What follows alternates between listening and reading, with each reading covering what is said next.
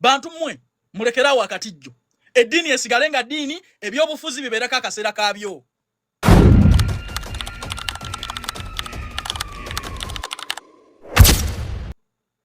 Naye omusajja yeviiridde eri ku mbizi ye ne Nubiyaniri ne Edi Mutwe n'akulembera ejjuma ne basiraamu muweddemu nnyo basiraamu muweddemu nnyo.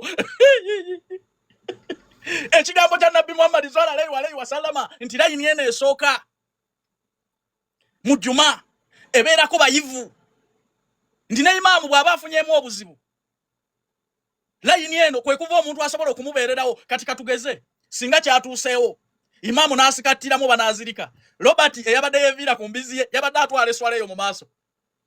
Munnabyabufuzi sigaana mumuwe platform mumuwulirize n'engeri gy'atali musiraamu tewali nsonga lwaki abeera mu swala eyo yatuuse erimu ow'ennagisi erimu atali mutuukirivu. Eyo swala ey'omuzikiti ogwo yatuuse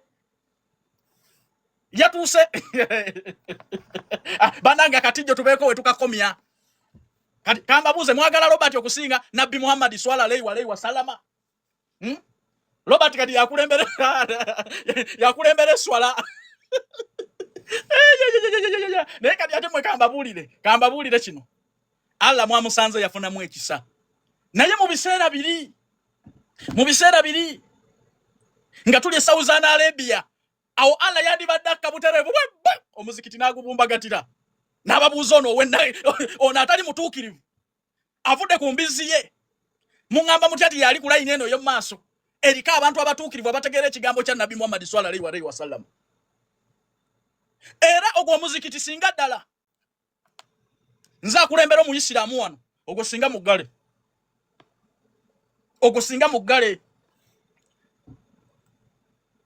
bwe tuba tuwa bannabyabufuzi platform tubeeko we tukoma. Amazima ga Katonda Robert yakulembera atye swala musajja watwali wali nene byayogera tabitegeera. Robert oyo yatola uzu, Robert oyo yatola shahadu. Checha abadde kimusaaza muzikiti yabadde ayogera biki mikono balina we bakubira buno obugalo obugoba swaitani. Robert yagizenga luno neno Robert yabadde yeetaaga migo mumufulumya omuzikiti ayina amakanzu mangi okusinga abasiraamu. Temubirivinganga mu munnabyabufuzi yenna. Munnabyabufuzi abeeko akadde kayogera mu muzikiti oba mu church takulembera misa. Munnabyabufuzi ebigambo bwe kabibeere bitya tebibatwala mu ggulu byansi bano bayuza. Mwagadde nnyo kabampaane amanya bajja babakozesa ensobi nze mbamanya basiraamu bajja babakozesa ensobi mu buguma nnyo. Eno gavumenti mwabagireeta President Museveni yagambye bwe yali ajjako Amini abasinga omuwagira baali basiraamu ng'ate n'Amini yali musiraamu. Bwemba mwagala nnyo bukulembeze lwaki temwalemezaako Amini mwaliriddawa? Naye mutuuke okuleeta Robert nalabye katemba ate nabadde simanyi nti n'abaana ba Nabbi Muhammad sallallahu alayhi wa sallama abantu bembadde ndowooza nti yeddiini ekyalimu ensa namwe mugwamu bwe mutyo. Tutuuke okulaba ku Robert nga yakulembere eswala ng'afubutuse ku mbizi ye. Awo Katonda ne bwe mbanga njagalanga nti enkyukakyuko baka bampaane tontuusangawo. Awo tontuusangawo naye ng'ekikolwa kyonna ekyakoleddwa kyabadde kibi. Bannabyabufuzi bw'ogenda ng'okwogerako eri abasiraamu tokulembera swala yogera nabo ogende. Bw'oba musiraamu atandise Allahu akbar nga gw'ofuluma ogenda dana okupretendinga mu bintu by'otamanyi. Tuyinza okuwa Robert oyo omuzindalo n'atubuulira biki ebyogerwa ng'omuntu asaala. Kati kiki yabadde akola mu muzikiti okulembera eswala? Robert ayinza okutubuulira ebigambo by'eswala ng'okutama obanga ozinze emikono. Kati ekitulaga kyokka nti bannabyabufuzi muli bafere. Ye Robert okubeera mu muzikiti ne yeefuula asaala nga ne byayogera tabimanyi. Era ng'oyagala okukakasa nti bannabyabufuzi bafere gwe tunuulira Robert mu muzikiti n'awumba emikono bali bwe boogera naye bw'atambuza emimwa. Kati ng'owabadde oyogera ki?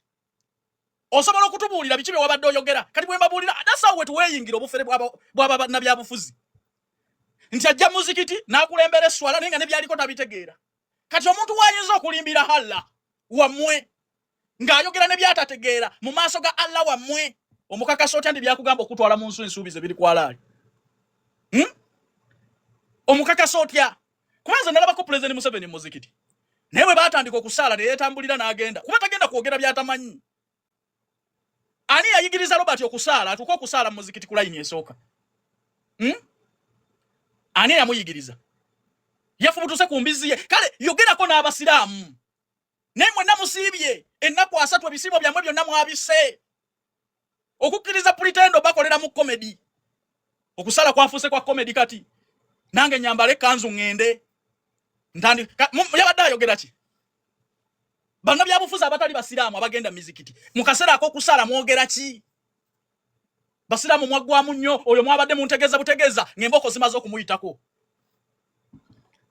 Bali mu takubera. Ne twatuse wodiawo. Kale ebirala byonna mwandi bikoze. Documentary ne muzizanya naye obadde tozanyira katemba ku Allah.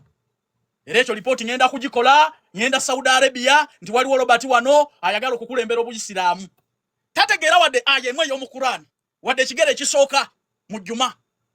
Naye yabadde wali emimwa gitambula ne jabalala gitambula kati awotegerera obufere bw'abasiramu. Bwamagamba ge bwatunula eno bwalaba azinze emikono bwagizinga bwakka kati yasadde oba Robert ani yamusiramula. Ani yasiramula Robert? Mukimanyi nti eswala ya mwemwe n'ababadde muzikiti teyatuuse. Mwabadde n'omuntu atali musiramule. Oye waffe Bugeso twabadde tumukwatirawo. Awo abadde tavaawo ze babulira. Abakuba waffe Bugeso Mbale ne tumukwatako bwe tutyo najja okutweyigiikirizaamu okubeera nga ffe Abageso. Hala Jalalu abadde tavaawo. Robert tubadde tumukolerako awo. Era yandigenza okuva mu curtain nga abadde Robert yeyiisa. Abadde tavaawo. Fabageso tetupulitendinga. Oyina okubeera mu ffe ng'oli kitundu ku ffe.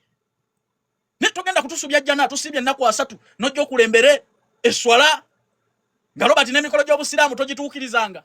Tuli wali tusaba Nabbi Muhammad sallallahu alaihi wasallam omumuunya obufere bw'abanna byabufuzi. Oyo yabadde awedde abakubeera waffe Mbale. Singa kati ali musikati. Naye ngeri gye yasanga bana basiraamu abava ku ddiini nga beenoonyeza byabwe bali mu kabanda be tebakyakolerera gulu tebakyakolerera swala tebakyali ku kalambolombo ka Nabbi Muhammad sallallahu alaihi wasallama awo baabuukawo dda badda ku bantu bannaabwe be basinza. Tuvolaba nti Robert yazze n'obutali butuukirivu bwe muzikiti. Waliwo yangambye nti bamuyita omusiriiku.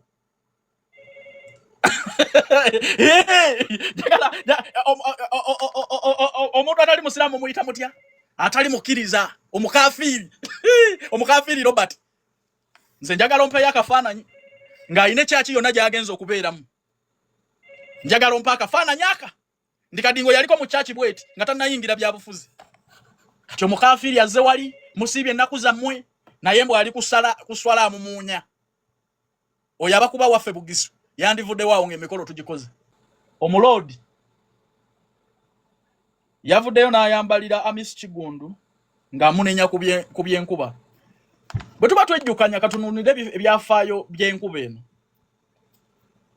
Si gwe mulundi ogusoose ng'enkuba etaataaganya emirimu gy'abantu. Nze ndowooleza ddala nti n'Amis Kigundu bwe yali tannajja mu Uganda yalimu. Bwe yali tannayinvestinga mu kibuga Kampala era amazzi gaatutawaanya. Amazzi gaatutawaanya.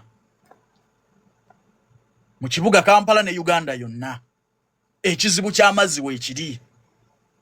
Kuba bw'otandika okugamba nti Amis Kigundu yensonga lwaki amazzi gaasaze ne gasala n'entinda. Oba ozanya byabufuzi. Naye katusooke twebuze nga bannayuganda. Kituufu musajja mukulu Erias Lukwago ayina olukusa okunenya Amis Kigundu ku mbeera yonna. Kuba tumukkiririzaamu ng'omukulembeze waffe. Kuba Lukwago ffe abaamulonda bannakampala. Naye twagala okumubuuza nti ebbanga lyonna ly'obadde road mayor okoze eki? Amis Kigundu awadde abavubuka abasukka 300 emirimu mu Uganda yonna. Gwe nga road mayor w'ekitalo oyogera ogaziwana mu bwoti kiche wakoledde Uganda kale gwa bana Uganda bayambi otya ekyokubiri Hamisi Kigundu atonzeewo infrastructures aina byatonzeewo mu kibuga Kampala era bye twetaagira ddala bye bikyuse kibuga kyaffe gwe road mayor okoze eki omanyi giri emirembe twagivaamu eja authorities nze njogera nze abasinga emyaka okoze eki kubanga bw'otunuulira ebizimbe bya Hamisi Kigundu kakibe kisaawe kyennyini ekikulumya omutwe kirimu abakyeramu kuliko abakikolako obwa bawonsa ye bwe bw'okitunuulira tekikyusa ku nkulaakulana y'ekibuga kyaffe oba wali otwagala wali abasajja balina emitwe so Mr. Lukwago tukwagala nnyo nerekera okulwanisa baganda banno gwe buli abaako kakwata wali ku mulembe gwa Jennifer Musinga ogamba yekizibu ky'ekibuga Kampala esaawa eno oli kwa Hamisi Kigundu ekizibu kyo ki gwe atalina muntu yenna gw'osiima atalina muntu yenna gw'oyinza kulaba nti alina kalungi kakoze okuleka okuleekaana obuleekaanyi buli lunaku tubuulire bwenga ggwe ekibuga Kampala okiyambye otya kubanga Hamisi Kigundu ye I have evidence nti awadde abavubuka abasukka 300 omulimu emirimu mu Uganda yonna ku faamu ze ezitali mu kibuga Kampala yonna gy'alina ebizimbe bye ku bisaawe ku malwaliro ku bizinensi ze zonna nzikiriza nti alina baawadde emirimu nzikiriza nti atonzeewo infrastructure ebizimbe akedizi ebirala byonna mu Kampala ebikyusa endabika y'ekibuga kyaffe nzikiriza nti Hamisi Kigundu alina kyakoze gwe ng'omulodi okoledde ki banna Kampala bw'ona amala otuddamu question eyo tujja kuwa olukusa olwogera ebirala naye bw'onaaba oleekaana buleekaanyi tujja kutwala ng'era ali mu bibyo ate kankubuulire bw'onaaba teweegendereza nga tofuddeeyo kunoonyereza ki ky'osobola okukolera abantu naddala mu kaseera kano akasembayo nuupa omusajja gwe yakutaddeko wa Akisoni I believe in engineer bali mwezo Ronald Nsubuga ayinza obutakulekera wadde akalulu wadde okuva mu famire yo ebbanga lyonna lyobadde mu Kampala oli mu kulwana ntalo olwaleero tokyayinza na kujjukiza gavumenti ku nsonga za kukompasating abantu b'ekiteezi tolina kyokwatako n'oggusa buli kimu okinoonyaamu mawulire Lord Mayor Lukwago kolera abantu va mu ntalo ebbanga lyonna lye baakulonda ebbanga lyonna lye baakuteeka mu ntebe oli mu kulwana ntalo Hamisi Kigundu gw'oliko awadde abavubuka emirimu agezezzaako ku nkyukakyuka y'enfaanana y'ekibuga Kampala gw'okoze eki Lukwago okuleka okutuleekaanira buli lunaku abantu b'ekiteezi gavumenti ebakompasatinganga tetulabanga bw'obatwala mu kooti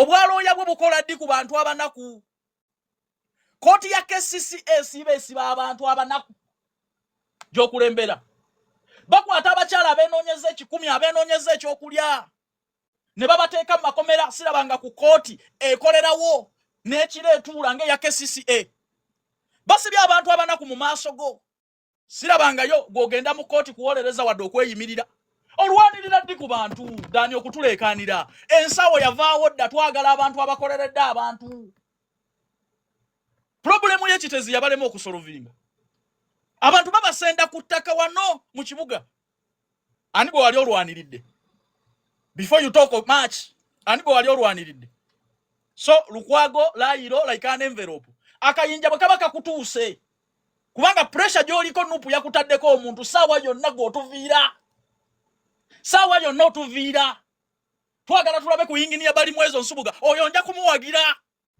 kubanga ffenna nga bannakampala tukimanyi nti ekizibu kyaffe yono musajja anaawuuza entalo talina gwakola naye musisi bw'abeerawo nti oyo kyekizibu kyange bw'agenda toyinza kumubuuza nti okoze eki KCCA tomanyi ku kooti esibye baana b'abantu kubamala ku nguudo naye nga banoonya 10 abatembeyi babagamba nti tubazimbire wano yakiwakanya olwokubanga kooti ya KCCA bayola ne babajjamu essente Lukwago layiro like an envelope abantu abagezezzaako ku nkyukakyuka y'ekibuga kyaffe n'okwemployinga abavubuka bawe nnyo ku Reddit. Nze simanyi na gye wasomera bya bibuga oba togenda mu seminars. Waliwo ekibuga ekifaanana nga Kampala.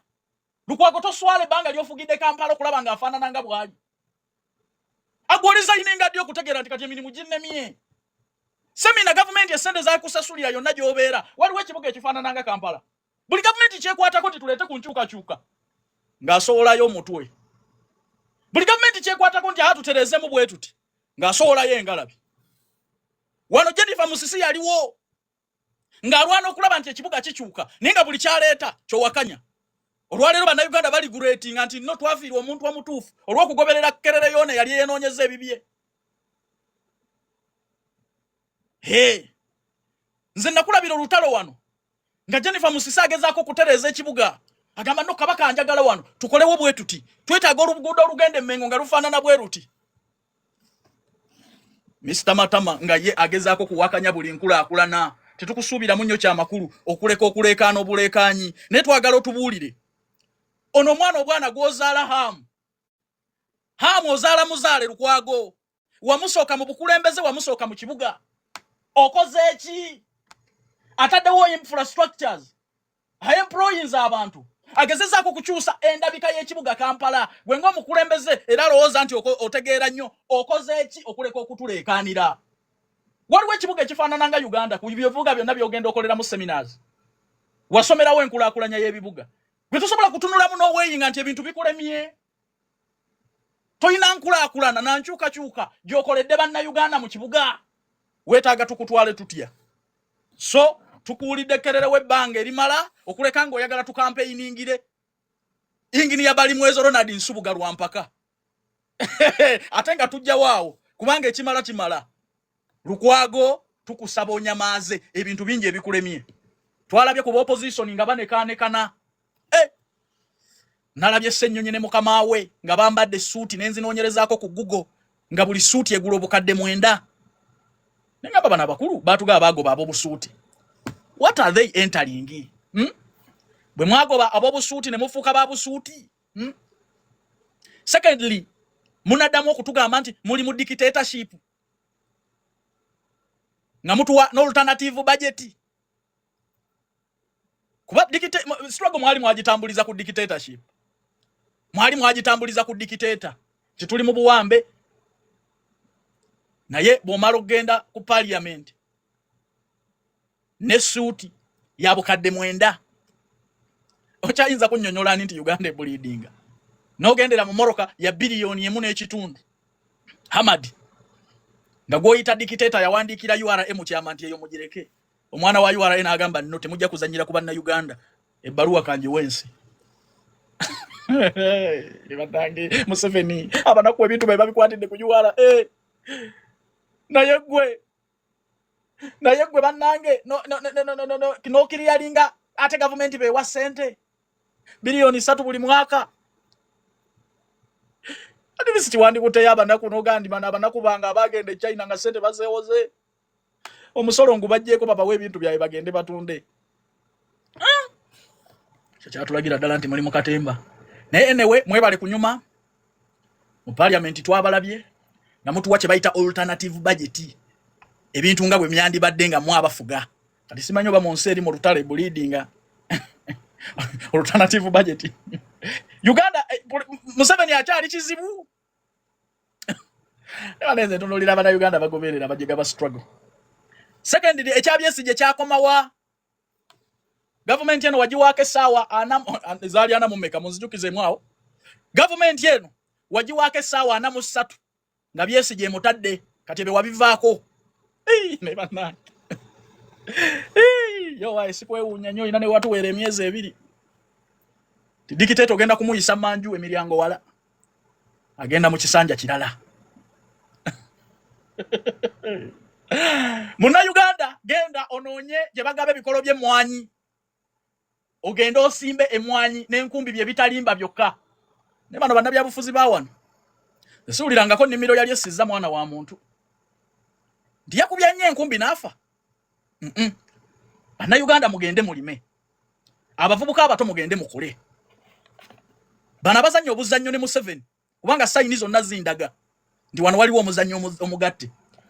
toyinza kuyita Museveni dictator ate n'ogenda alternative budget wina nojjanga weesumali se suit ya bukadde mwenda mu nse bleedinga bana Uganda mugende mukole teriyo freedom etali mu Uganda ekyo kyenjagala okubagamba okuleka freedom eyo kujjako Museveni nga teyeerwanyeeko naye ababagamba nti wano tewali ddembe bagagga era sente bazikolera wano mu nsi kye tunoonya sente teri kirala gwe zinoonya obulamu butereere singa egaali ze babazimbamu babagamba kukola bibiina mwe bagenda kubayisa kubakulaakulanya mpagira egaali ezo naye egaali bwebe kuteeka mu ntata egaali bwebe kutwala Luzira nga ne babasooka okutwalisa Luzira tebabajjangayo my brother nkusaba olinyemu ku kyawakati ojjukire ebirooto by'abakadde bo gy'oli munnabyabufuzi yenna akugamba nti kati kola egaali ku kyalo kyo nga takugamba bw'agenda kuyita mu gaali kukulaakulanya kubanga mu kye weetaaga mu nsi ze ssente teriyo kyamakulu kirala wano bw'oba ne ssente mu nsi yonna obulamu obulivinga nga bw'obwagala eri alina ssente akomplaininga ani obujjanje bwe buba buganye mu India ogenda mu America ne mu America bwe bugaana agende France that's money kubuja kusanga n'Abamerika nga tebabajjanjabira ya tali comfortable na bujjanjabi bwa America ayagala bwe Italy so mu nsendo bw'oba mu myaka egikola associate with people abalina kye bakugattako omujega kye yabasooka yewe yali wano ng'ali mu struggles ez'okwekulaakulanya abaali bakwano be ye president in waiting General MK Salimu Sale be baali mikwano gye naye gwe akugamba nti abo babi my brother bw'oba oli mwavu towuliriza muntu yenna akudistancinga kw'alina ky'oyagala nkadde muto kategedde bw'oba oli mwavu towuliriza muntu yenna akudistancinga ku kye weetaaga kubanga gavumenti ne bw'ekyuka ekiro kya leero abaavu bajja kubeerawo ate baani abanaayeranga enguudo baani abanaayeranga enguudo so amakulu ani akugattako ate tunuuliranga nnyo isitole w'omuntu gwe ngoberera mu kaseera kenkoleramu kino yali akola ki kuba abavubuka ababuzaabuzibwa mulimu 20+ myaka 3 teri muntu waana okulekanga mu ssiru yagoberera ebyo sirabangako profesa ne bendaba mulwanirira firi machete kitegeeza bijambiya olabayo omuntu ategeera abeera mu ebyo nti firi dokita gundi era bano abavubuka babalowooza nti gavumenti bwe nakyuka bweti ng'akedi yakayanja njitwala n'abayindi abagobebwa wano badda wano ne bakireyininga ebyabwe my brother yigiriza emikono gye okukola muve mu bisuubize ne Yesu alina baaleka kuno nga tabawadde gavumenti zonna teryekera kuwa bantu ssente muzimpe I saw a lot of fools mu Buwarabu mulabe Dubai bwefaanana omanyi ebizimbe bya Dubai nti bya gavumenti ebizimbe ebyo byonna tekuli kya muntu wa bulijjo Dubai enyirira naye bannansi baavu ebizimbe ne businesses zonna za gavumenti kyovula babangi muvudde Dubai ne mujja wano Uganda ne mukola obugagga there is opportunity at home wano government business yazirekera abantu negende Dubai business genda musiza abawarabu Dubai kata Kuwait wa ogenda kutunulira transport system yokka government yezirinamu emikono era basi za government ne cabs za government za rais kati government yekola business netalekera abantu mwaganya kyobulaba muve ebweru muve ebuwarabu nga muli banaku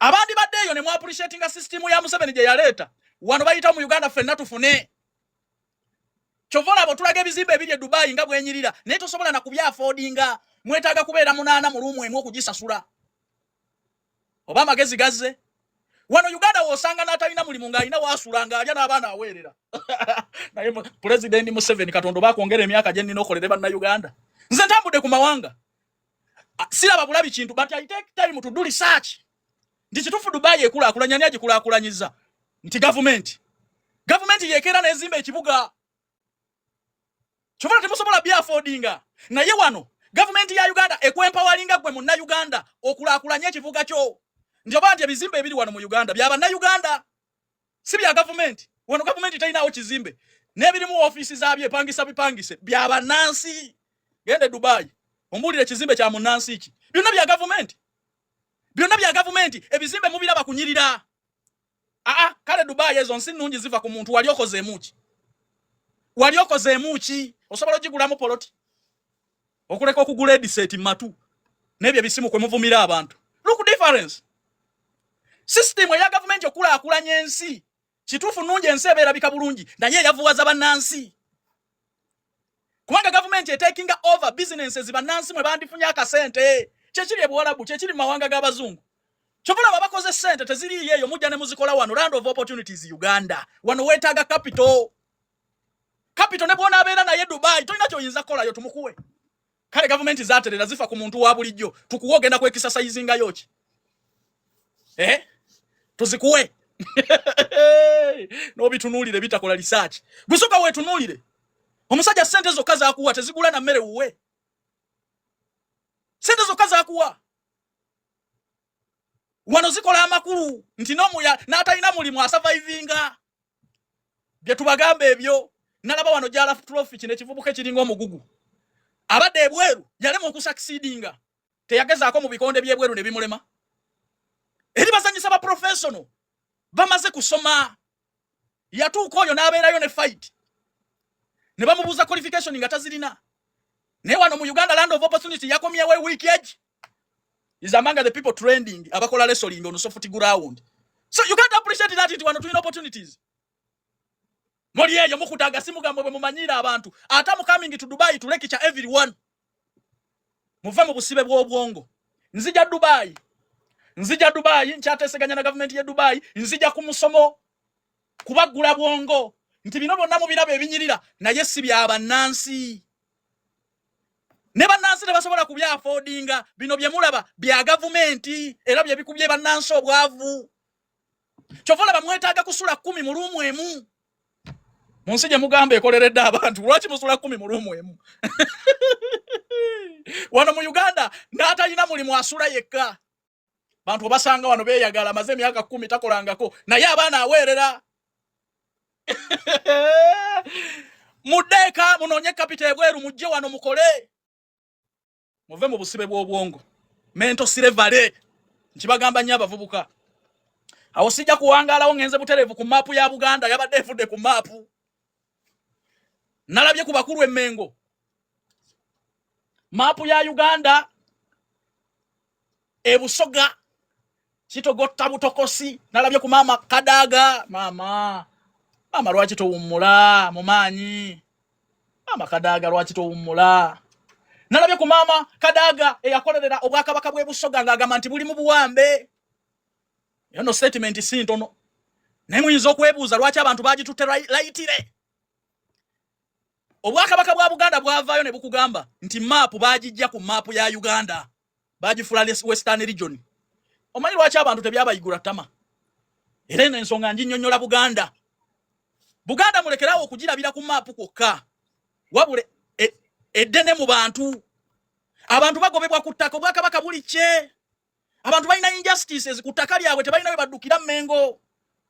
Tebalina. So lwalero gwe bw'ovaayo n'obalaga nti kyokka ky'osobola okutegeera gavumenti ya wano kyekoze Abaganda kya mapu. Obola bamwogerera eyo ng'abantu bali ku malwa gaabwe na bbiya. Zati babuulira amazima. Naye abantu basendebwa wano. Amayumba g'abantu gamenyebwa. Obwakabaka buli kye. Omuganda addukira wa. Singa mwali mwagala nnyo okubeera attached n'okukuuma omukwano Buganda gwe bwalina eri abantu. Wano singa tulinawo n'amalwaliro nga ga Kingdom. Naye amasomero agammwe bwe tuwulira nti erera n'abagereka bwe tunda bwe baliguza omunene bwe tuwulira nti bano abeeno sime kikyonco yagula ku nankani n'agira ku gundi alina obusobozi ajasenda abantu ba Buganda. Ebyo byawudde bitaddewo distance ne Buganda n'abantu baayo.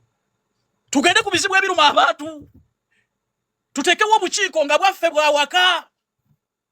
Lwe mujjo communicating anti Uganda bagijje ku mapu omuna Uganda yerekereza okulima. Ekyo kye mbagamba. Gemazima Buganda tubwagala naye butunule mu everyday problem zaffe. Ani anatuyamba tunaddukira wani. Nga baffe talina wadde farm esobola okutudduukirira ku bizibu byaffe. Nga tunyigirizibwa. Mengo yandigenze nerambulangako ku malwaliro ga government n'amasomero agali mu region yago. Neka bafuka waffe buli mutulaga gye tuli. Tutamulaba ku mabichi abamunkuuka. Ate nazo ba promoter ne batugamba nti ezenkuuka. Ate nazo basooka kusasula. Kabaka waffe mu distance nnyo mu bintu ebituluma. Tovala omukwano gw'Obuganda ogutafa gugenze gusebengerera ge mazima. Omukwano gwa Buganda mu bantu gugenze gusebengerera nti Buganda ye distances mu bintu ebiruma abantu. Bantu basendebwa ku ttaka lya Buganda ogenda okutunula bwoti nga n'abalitunze bali Mmengo. Bali guziza abayine mundu basende babonyebonya Abaganda. Mmengo n'esirika mmye. Kati babajje ku mapu ate mutubuulira munnange tubalwanire ko tukole ki ffe tuli kubiya waffe no naffe tulina ebizibu byaffe. Ayi Ssaabasajja Kabaka wangaale nsigadde nze Calvin Kayanja.